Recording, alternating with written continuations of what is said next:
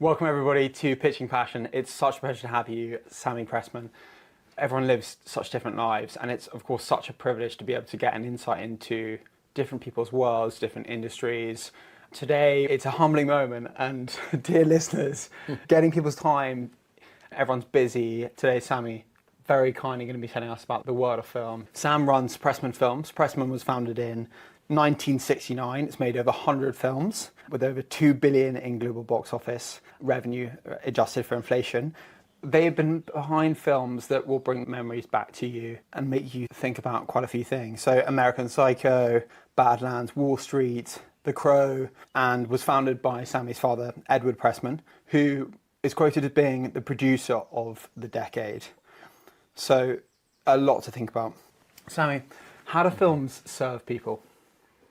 Roger Ebert called cinema a dream machine. And when you think about going back to the earliest films, the idea of being able to replicate reality and project it on a screen such that you're seeing from a perspective or a place that maybe you've never been and will never go to. The ability to put yourself in the shoes of a character, and in the words of Neil Young, I fell in love with an actress. She was playing a role that I could understand. You know, there's something about movies that allows us to have empathy for stories and characters that we might not normally have any access to. So I think film lives in this sort of collective unconscious for the last 100+ years of its existence, and serves a very beautiful and vital role in society that I think we'd be remiss to forget. Your father said films always matter. It's hard to fully get a sort of clear idea of what it's like to grow up with a father in film and how that impacts you. What do you feel he meant by that? My father came of age in the 1960s when the discourse was very political. He was very inspired by the Beat generation, and he was a philosophy major after actually studying at London School of Economics. He made his first short film here in London. It was a almost proto-music video to the Beatles song Girl. And it told the story of two strangers walking towards each other in a park and living out their whole life as if they were to fall in love and get married and have a child, and then fall out of love and move away from one another, and then they walk past each other and then look back, and that's the end of the film. And I think off of a short film, he got a 3-picture deal with a studio with the director he'd partnered with, Paul Williams.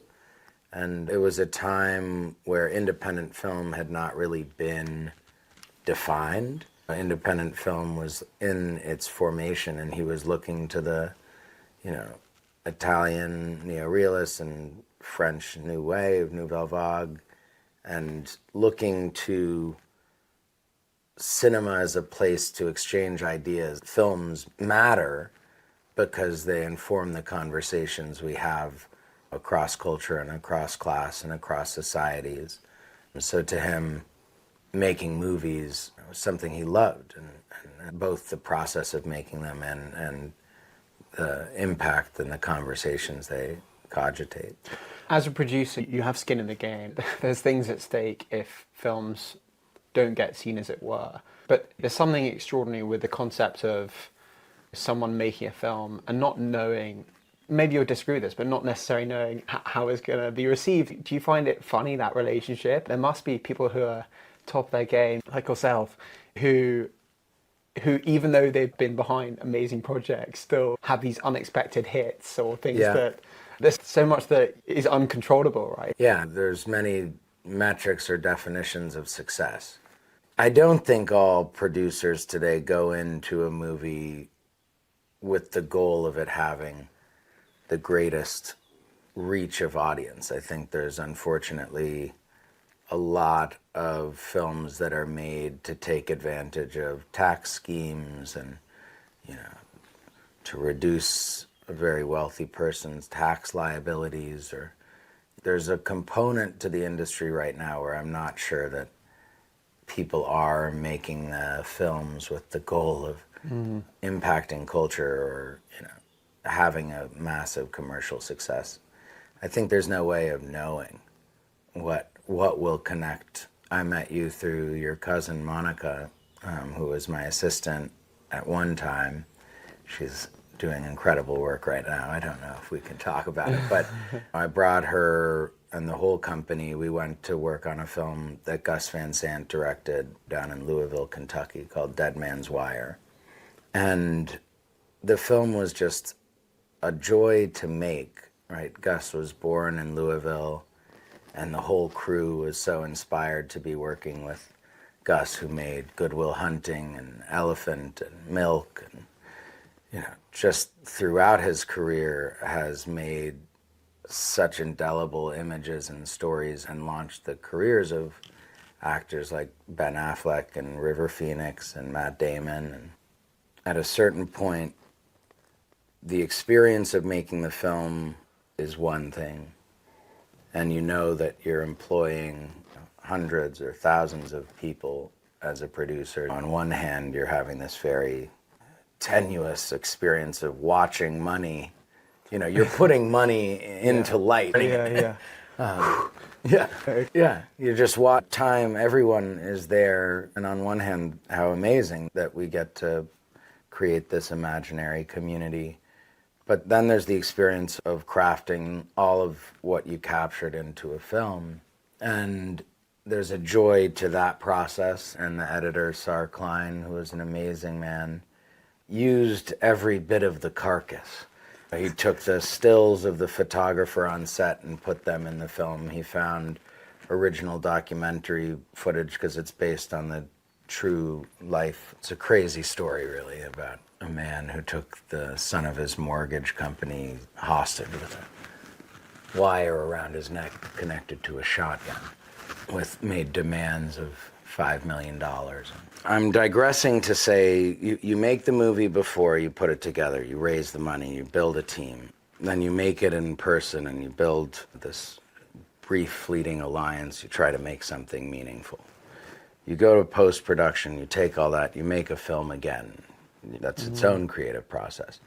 And then in its release and its marketing and its distribution, it's a whole nother mountain that you climb as a producer.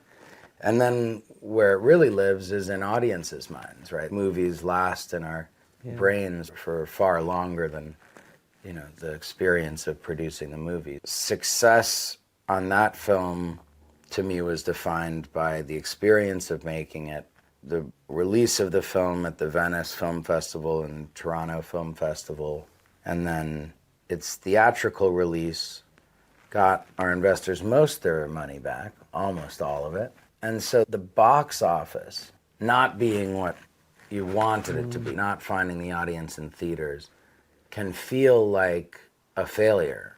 But then it's coming on Netflix at the end of May, and how many countless million people will watch it without paying for a movie ticket? We made a really great film. We had an amazing time doing it, and everyone fell in love with Monica. In that sense, being involved in a film, as you say, there are so many. I was thinking, your title on a film might be producer, but mountain climber could be equally appropriate. So many things to wrestle with: relationships, projects, funds, problems, opportunities. Is it weird, the concept that you make a film and everyone is going to relate to it slightly differently, right? And it's going to live in people's memory in a slightly different way. Is it weird? Do you have that sense of wanting to understand more about that and just gain more insight into how these films get perceived, received, what it gives people? It's a good question. I think the role of the producer is to protect and nurture the dream of the director and the writer, right? If there was an ember that was the idea that it starts with and it grows into a flame, how do you keep all of the winds that will, push against that vision and keep the flame lit so that when the audience receives it, there's some spirit still in the image? I don't know that the job is to think about how it will be received so much as making sure that initial idea, that initial spark of passion lasts, and in some sort of alchemical, magical way, that's then received by an audience and made true or experienced in its own way by an audience, right? I don't know, what's a favorite film of yours that you have a relationship with, or that you can think about and it sparks a moment in your story? True Romance is a particular favorite. Such a great film. I saw it in Hollywood Forever. It's a movie series they do in a cemetery in Hollywood. Wow. Where everyone puts out blankets and brings wine. And speaking of blanket, where's our blanket? But did you get a sense of frustration in that your films will move so many people and it'll bring them so many different feelings? Do you feel like you want to meet people? Is it frustrating to you that you can't hear every story on the emotions that it triggers for people, the ideas that it gives? Can I read you an exchange of messages with a friend of mine from high school from yesterday? Yeah, 100%. I was attacked by him last night. Attacked by him? The film was attacked by him more that. So he goes, Jesus Christ, the point of view of Dead Man's Wire. I just watched. Crazy. I write back, you enjoyed? Question mark. He goes, it's a fun watch, but the idea behind it, as I read it, makes me nervous in a time like today. I say, I'm in London right now, very fucked up times. He says, yeah, just like it does kind of say that the finance family is evil and deserves what they got, and the vigilante is morally right and took a stand for all of us. It invalidates the Pacino line, which hit me so hard, that you're no man unless you're working to provide for your family. I thought that was so good, but then it invalidates his position. And it goes on. But we had an interesting debate about where we are at culturally right now. And in a certain way, film hopefully can be a place where you have a safe space to debate and disagree. Right. We have to be able to speak about what we feel and think about. And sometimes a film, right, that's a film that takes place in the 1970s, almost 50 years ago.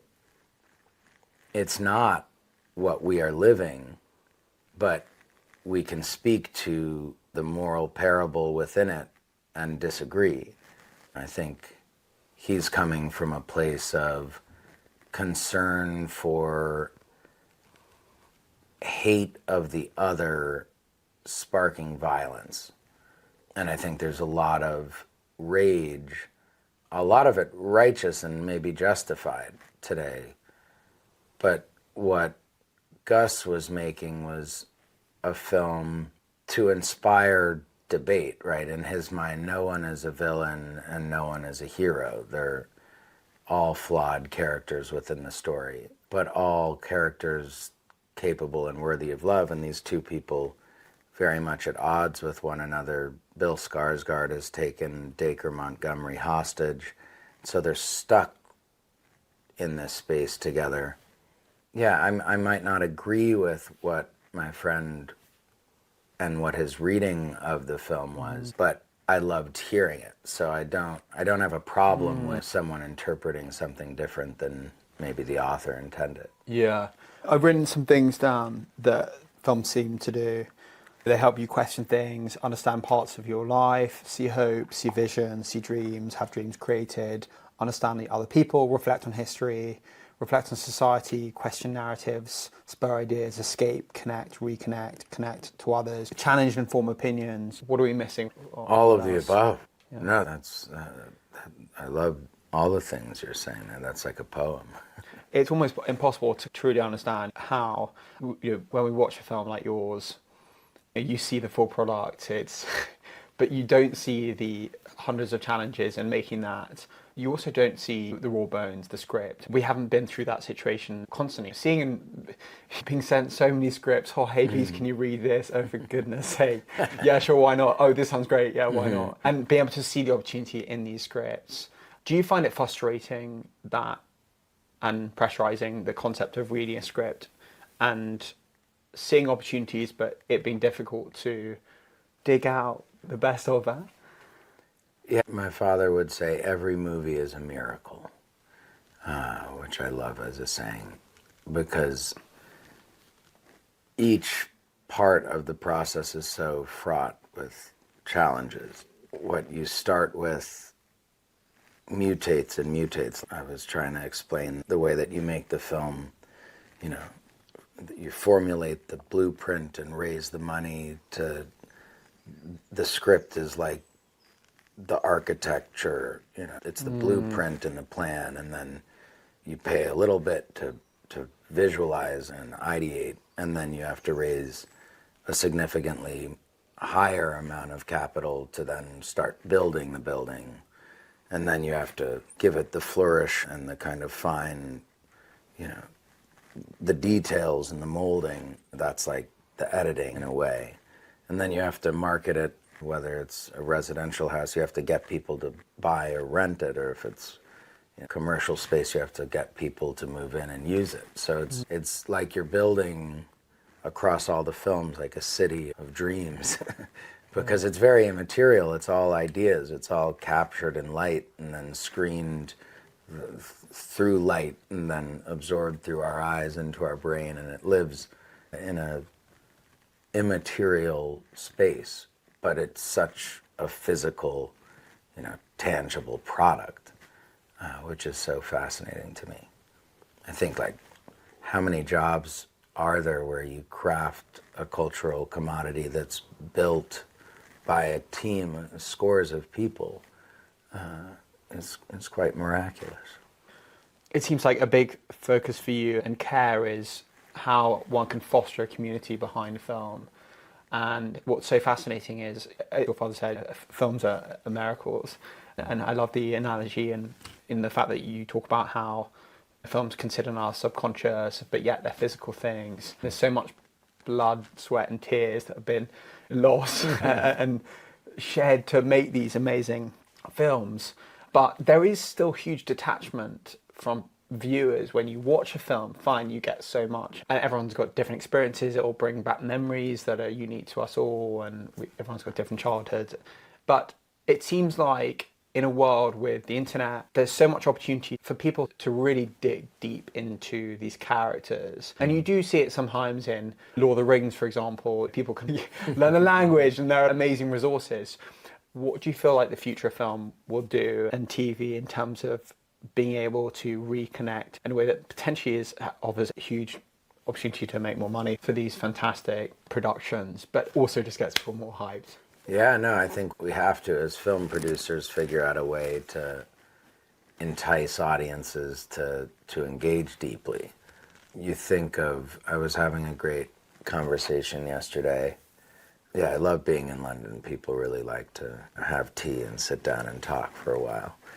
I think that we live in a time where, like, our attention spans are definitely contracted both in the sense that they're shorter, but also, like, we've made this deal with the iPhone in our hands to constantly pay attention to something that's not here between us, but is down in our, a mirror that takes us somewhere else. And so how we choose to engage in a focused manner and to create time it's quite funny that someone will binge 12 episodes of a TV series over a weekend, but then thinking 2 hours is a hard time to unplug from your phone, and you're like incapable of just putting the phone away. But that's one of the most amazing things about theater or operas or musicals or films. You're in space with a group of people, often strangers, and you're watching the same phenomena, and it's almost happening to you. The media is, being beamed into you as an individual, and it's the same thing that everyone is watching, but everyone is experiencing it differently from the context and from wherever they arrive to sit in that chair. And I think I'm not afraid that we will not have film as a cinematic experience in the future. I think there's a validity to it as an art form that, in some ways spiritual or just entertaining. But yeah, how we as producers, filmmakers create work that sparks conversation seems to be something that the industry is slightly struggling with. There's a pervasive, negative narrative, especially in Hollywood, because there's just less films being made in the studio systems, and you look at the rise of YouTube and all the social media platforms, whether it be TikTok or these new formats like everyone's talking about verticals, which are just long form vertical programming that is short episodes. And all of this challenges this belief that film is, in the pantheon as an art form, but I don't think that it's one or the other. I think that they both are going to continue to coexist, and this new media that is not movies but is motion pictures is pervasive. It's everywhere. So I think how filmmakers galvanize community and create value for the people giving their time, right? Creating memes, creating their own merch, buying merch, and choosing to wear a character or a film that they identify with. That is the most valuable thing for us as filmmakers and film producers, right? The time that fandom gives and the meaning that fandom gives to the work of the artist. So I think there are lots of ways that we should look to do that in the near future and beyond, to make it more profitable and to make it more valuable for everyone in the value chain, from the investors down to the fans. And we're working on a few different systems that we think could augment the way we value film by giving a tangible quality to the engagement of fandom, right? It's more than just a movie ticket. When you love a movie, you engage with it in so many different ways. And right now we have this amnesia that A24, which is the coolest company out there right now, they're just making movies that spark conversation. But the movie's there, 2 months, it's all anybody talks about. And then it's we move on from it. And I don't know what we can do exactly to extend that life and extend that conversation. So interesting. We need to dig into the characters you love. Maybe characters you've read about in the script that haven't ended up being on the screen, or indeed maybe some of the big characters we know. But a character I'm a huge fan of, everyone's probably got their sort of niche things that they're obsessed by. But Dwight Schrute in the US Office, I don't know, he just hits me in a way that can't seem to be hit. It seems like there's so much opportunity. You know those little moments that lift your day? A smile, the sun coming out, or a piece of chocolate. Audrey's Chocolates have been handcrafting chocolate for over 70 years. Chocolate to die for. It comes in beautiful boxes that make for the perfect gift. Or bars of chocolate that feed daily joy. Discover your moment of joy by visiting audreyschocolates.co.uk and treat yourself to 10% off using the code TheCollective10. Opportunity for the film world to embrace that relationship, and it does feel like this detachment, right? You buy a cinema ticket, the producers don't know who you are. Is there no information share? Why is there no incentive for you to share your email? And by the way, we're going to do some drops for, you can have the chance of winning being able to buy 1 of 10 items that are replica of the suit from this character, etc., etc. Or even there must be forms, things that are exciting about where the future can go in terms of building that relationship with people. So chatbots, we could have chatbots that really delve into linking you to a character. Do you feel any of that's relevant or true? Yeah, definitely. I think, the idea of fan credits, a space where you being an early believer in a project, I'm a big believer that blockchain has incredible potential to cohere and coalesce community, and film as an engine that creates community. A lot of crypto has been maligned as the land of schemers and con artists and rug pullers, which is unfortunate because what it's trying to do is create another economic system where we can value a cultural or technological object. And so if being a part of a membership or a reward system entitles you to exactly what you're throwing out, like 1 of 10 of Dwight's pencils, or Patrick Bateman's Oliver Peoples. Thank you, Oliver Peoples. And there's a value to that. If having that thing entitles you to experiences, whether that's walking the red carpet or even visiting a set, or, having a unique engagement with the actors that you love, perhaps you were an early believer and someone else jumps on the train later and wants to have access that you have, and that might be worth money. And then you selling your early fan credit could earn you money, right? Your taste could earn you money if there was an actual demand to be a part of IP, but it's very challenging. But also challenging as well from that budget perspective. But this is where AI could be quite useful in that Dead Man's Wife, it's such an incredible film in that you really feel like you are in that time of when it's being made. And there'll be people who watch that film that want to know the gossip on the backstory, the character, that they had to switch the tie for this reason. All these like hundreds of stories that are like quite difficult to manage probably and package and give to people. But do you think that there is a world where people can pay to have a bit of insight into the deep goss and in a way that's manageable for the producers to create these ecosystems that build that relationship for the people that jump on and get the excitement once they've watched the film rather than the early people who knew about the film, etc.? There are people trying to figure that out for sure, how to allow access and engagement, right? That's what YouTubers and TikTokers, are doing such a great job of, is they're directly in conversation with their community. There's a speed to their cycle of production that is very different from film.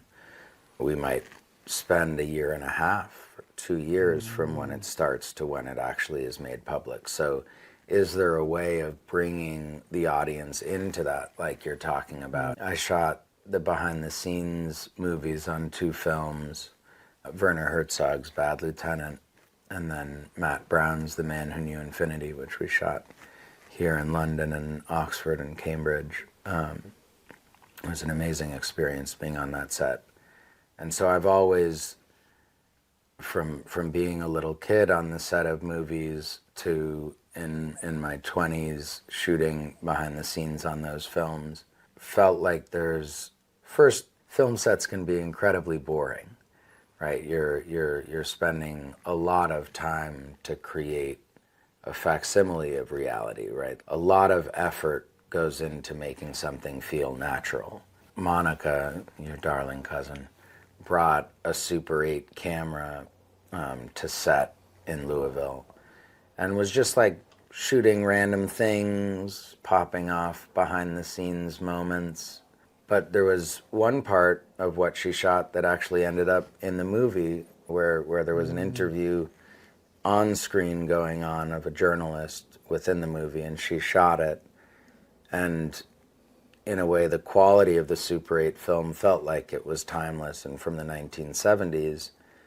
And so that little shot has a whole story and a whole kind of, from that one clip that lasts a second and a half in the movie, there's 3 hours of Monica's footage, which is the insights of a young person on set making friends and gaining a family over a 2-month period of time in a city she'd never been to.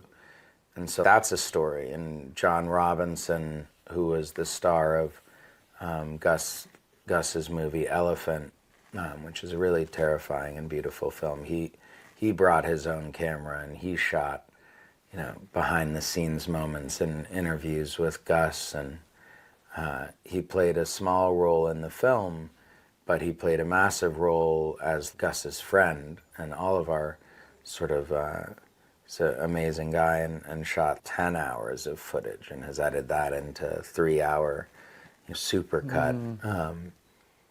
And so there's all of these things that a film creates that somehow are not in the movie itself. And it feels like there would be a great opportunity to share that with audiences and give them more access in a larger world to engage with than just the 2 hours. Or so. Speaking of people wanting more, and forgive the ignorance as someone who hasn't produced films and been too much part of that world, but there must be, as a producer, a sense of you wanting to get answers to your own questions in life and also get messages pushed out more that you believe that are really important.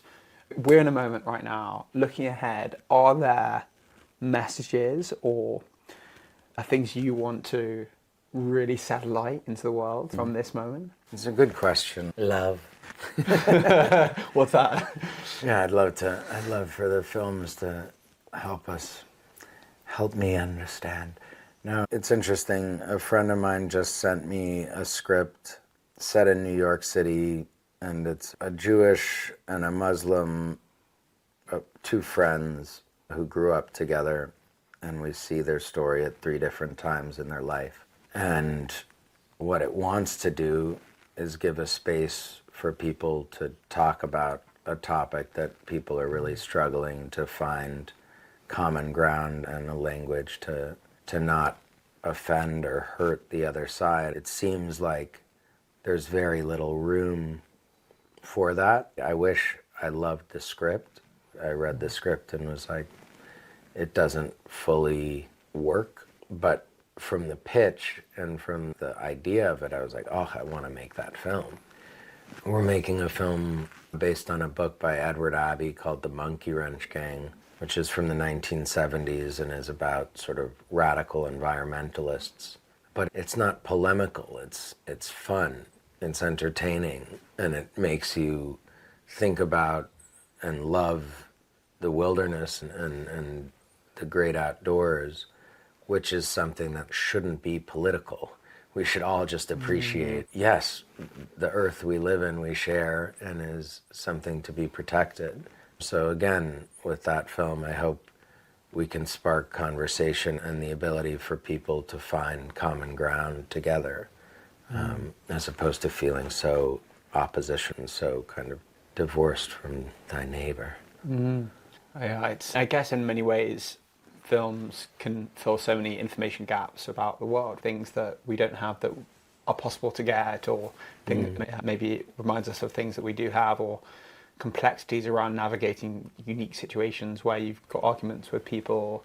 Speaking of people, one can't help but think about how much of your world is around managing people, meeting people, working out what people are like, so many stakeholders, and of course so many beautiful moments of sheer love for people who you meet. You see these great traits, and then so many challenging situations as well for various reasons with all these moving parts. What do you feel is the biggest privilege doing what you're doing in terms of people? But we can equally move on to the other point, which is it must be quite difficult to manage your energy and your time, because when you're in LA, a lot of people want your time, attention, they want things from you. How do you protect yourself from that and make sure, hey, this guy's important too, you've got to protect him? I think there's two, so yeah, both are really interesting questions. I have a beautiful partner, Bianca, who, we work together, and we're married in November, and not always focusing on work is finding time to just be us and away from my phone is something that I strive to do. But having people that are true, oh gosh, I hope we didn't. No, we're good.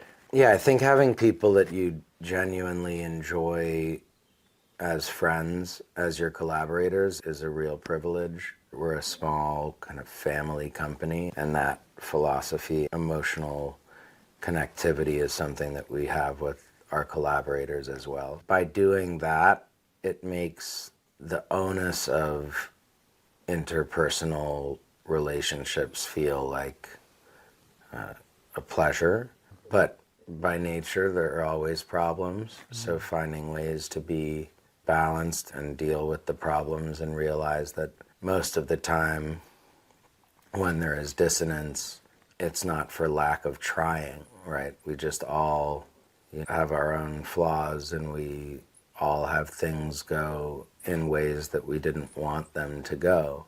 And so how do we respond to that? How do we find a way to respect that the given is the problem, and the problem can actually open up a new solution, right? That it's not just about things going the way that one wants them to go.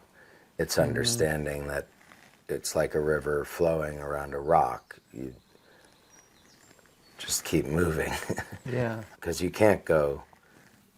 Coleman Domingo in Dead Man's Wire has a line where he says, like, the river is always moving. You can never go back to the same point in the river, right? Lamenting that you had to go around the rock doesn't change the fact that you passed the rock, right? So you may have wanted to go over it and you went to the side of it, but that's what happened. So you may as well embrace that now you're downriver past the rock. And I don't know. I think we just have to work together. Yeah. Oh, wow. So many lovely messages around that. How clearly working with people you like really helps you. And What was the first question? the first question was, I guess, the privilege of being able to work with all these different people. Yeah, no, I think I guess they're connected. Yeah. The beauty is trying to merge those two things of that every film you're learning from, every interaction you're learning from, akin to what you get to do with everyone you interview. Everyone has their own reality, and you get to dive into that for however long you sit with them. And in a movie, it's the same. You're like choosing something that you're going to invest yourself in and learn about. That Man Who Knew Infinity was a film about a mathematician, and, the early 1900s. I had no idea about any of who G.H. Hardy was, or, learning about Ramanujan. And that's so fucking cool that with every movie you get to learn, and then there are all the people in that, and you get to learn from them and learn who they are. So that's kind of the great privilege of being a producer. And if we look at LA, LA is an extraordinary place for different reasons, right? The dreams that get made, the creativity, and the enthusiasm. People are very friendly. It's a very seductive environment. It's unbelievable weather. You've got the palm trees. It's just truly extraordinary. You come across all sorts of people who are fighting ruthlessly hard to make their dreams come true, and it's just taking time, and things have not, the plants have been yet to emerge, to grow. And then you also know people who are incredibly well known, and it must be interesting to reflect on how everyone's got their challenges, right? We all have different things, and it's not always immediately obvious what we all need to be happy, right? What are your reflections on meeting so many different people? Because it's what one starts to hear is that once you make it, it's not like the answers are all there. Sure. So do you have something there that you feel is? I think you have to have that continued inquisitive engagement with it, right? If you're purely results oriented, that whole idea that there's the putting together of the blueprint, and then there's the building, and then there's the details, and then there's the filling the building. If each of those parts of the process can be fulfilling in themselves, even if you don't, it's incredibly frustrating trying to move from phase one, where you're getting a script written and building an imaginary world, to phase two, where you have the money to make that thing become real. The vast majority of ideas never progress to be made. So many films are unfinished. They're just still imaginary scripts that never were lensed. And I think people become jilted by and discouraged by those sort of unrealized dreams. And what I take from my father's lessons are just to continue to be persistent. The only times he would get mad at me was when I was doubting myself or putting myself down as if it was an individual failure when something didn't go as I wanted. And I think all of us are going through our own dramas and have our own tragedies that we have to overcome, and just remembering that we're all going through life and we're all facing these things. And most people hold that in and might not share it. I think Los Angeles is a city where people, both present the narrative that they want people to perceive them as, and also a city that really quickly shares its problems. But yeah, it's a city of people who want to aspire to something, and something often creative, whether that's in the music scene or the arts or film. So I don't know. It's hard to know how to stay positive other than to recognize that the negative is always going to be there. So the more that we can will ourselves towards not feeling defeated, the more that the dream stays alive. And this marvellous thing your father said was around how, look, there's enough challenges, don't make yourself your internal challenge, don't be your own worst enemy. That doesn't make sense, it's not going to help you. Yeah. Yeah. You sit here as a man so informed about the film world. There are so many amazing things that you've experienced and seen. If you were to push people to force them to watch 5 films, what would they be? What a question. Yeah. I really love Wim Wenders' Wings of Desire. And it's a film about angels living amongst us who can hear our internal thoughts. And one of them falls in love with a woman who's in the realm of the real and is a fallen angel. And angels live for as long as they're, it's just a beautiful poetic film. Terrence Malick's Tree of Life is an exceptional movie. I had the chance to work on the film as a PA. If you haven't seen Terrence Malick's films, they're just transcendental meditations that are life-affirming, spirit-affirming. My father made his first film, Badlands, just amazing film as well, but Tree of Life is great. I think a film like The Sweet Smell of Success is a great New York story. Also an inspiration, I'll go to Wall Street. There's a couple scenes that Oliver Stone pulled directly from The Sweet Smell of Success. Wall Street is an incredible movie. I'm in the movie, in my mother's pregnant belly, but you don't see me on screen. Yeah, I think there was a film that really impacted me. It's a late silent era film called The Man with a Movie Camera. By Dziga Verta. Which you watched at university, is that Yeah, right? I watched it in my fall semester right upon entering in a silent film class. I'd eschewed the idea that I would go into film. My parents met on a movie. My mom was a brilliant actress, foregoed her career to be an amazing mother. And she both encouraged me to dream big, but to go after whatever it was that I desired.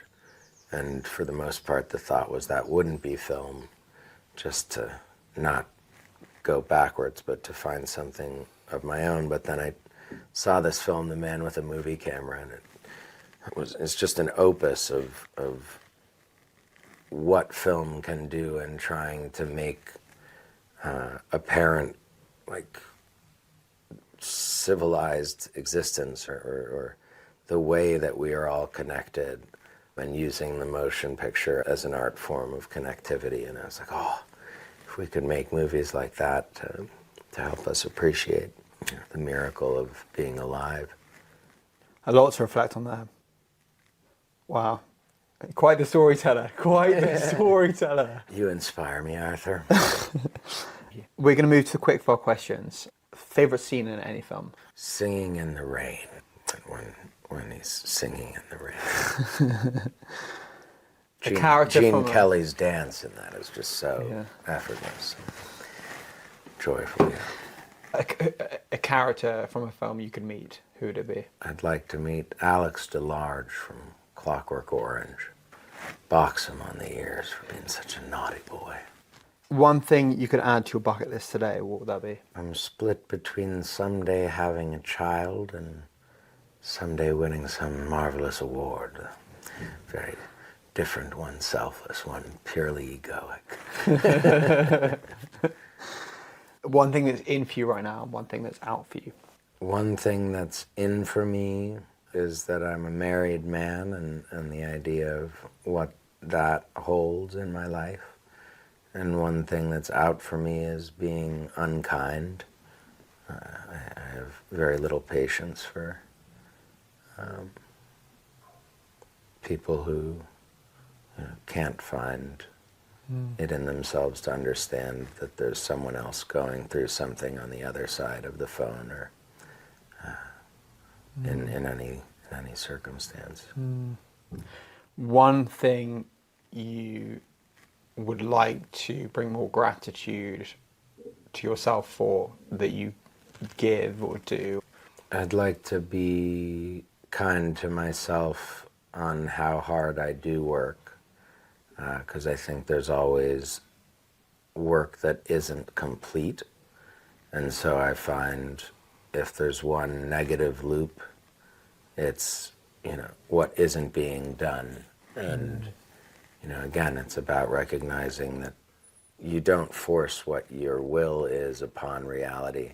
In my mind, there's just so many uncontrollable things, and we only have so much time. So allowing ourselves to find our way through it, knowing that the work will still be there on the other side. So allowing time to not always be productive. Yeah, it's funny because in a world there's such opportunity and, productivity for sure produces so many great things for people, for us, for ourselves. But do you get a bit confused by how life just does have these different components, and it's not just about being maybe the best film producer, it's also like you've got a myriad of things. Yeah, totally. Let me ask the second to last question to you. What would be grateful to in yourself? Thinking about people who I know at random moments, who I haven't seen for a while, just serves me in ways and serves other people as well in ways I probably maybe don't appreciate enough. You're Sammy, it's been such a pleasure. Thank you so much. If you've enjoyed this, hit subscribe so you never miss an episode. Want to support the podcast, inspire as many people as possible? You can either make a donation on the Buy Me a Coffee link in our bio and website. Want to access exclusive content? Submit ideas for future episodes? Join below as a Patreon member and we will make you feel special. Thanks so much for listening.